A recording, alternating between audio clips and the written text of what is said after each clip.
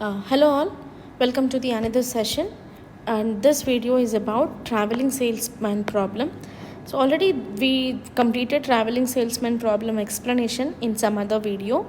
This video will help you out to understand the algorithm, how to implement a program in Java.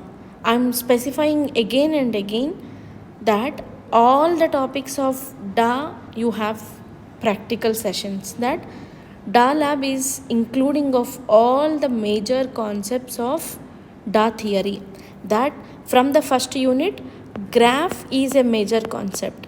So from the graph you have one experiment in DA lab, traversal techniques of graph, which are BFS and DFS. It is the first program in your lab experiment.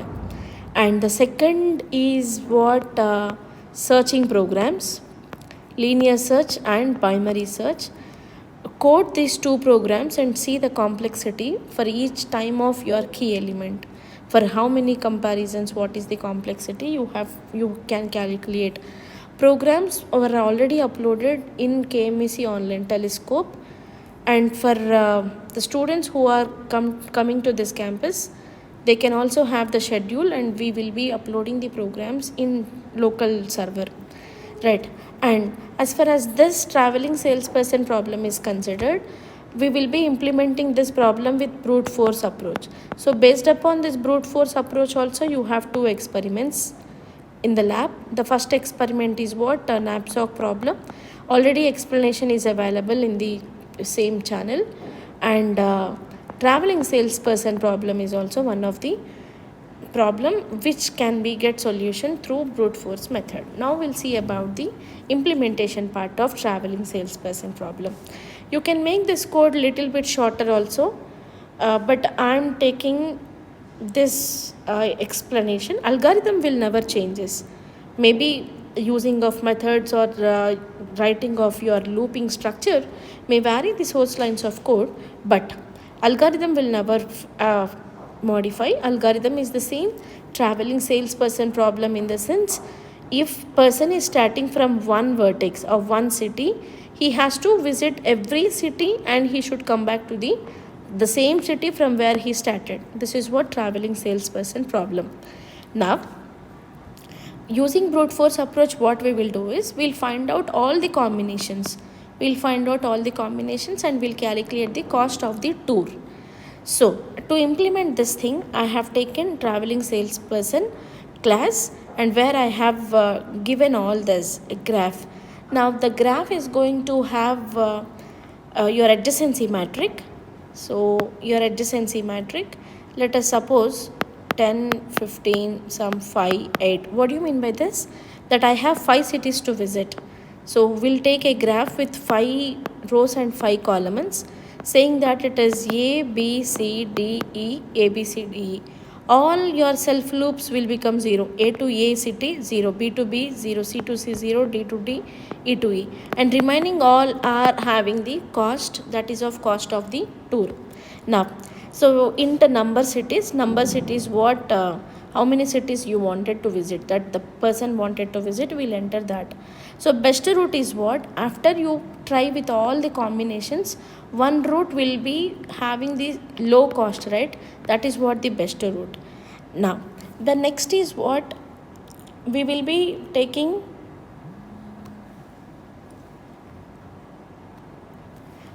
array to store the best route what found so far, and this is what? Int minimum distance is equal to integer dot maximum value, which stores the minimum distance found so far. This is to store the best route, and this is to store the minimum distance so far. And here it is a function to find the shortest Hamiltonian cycle using brute force. So there is a term which I am using, Hamiltonian cycle.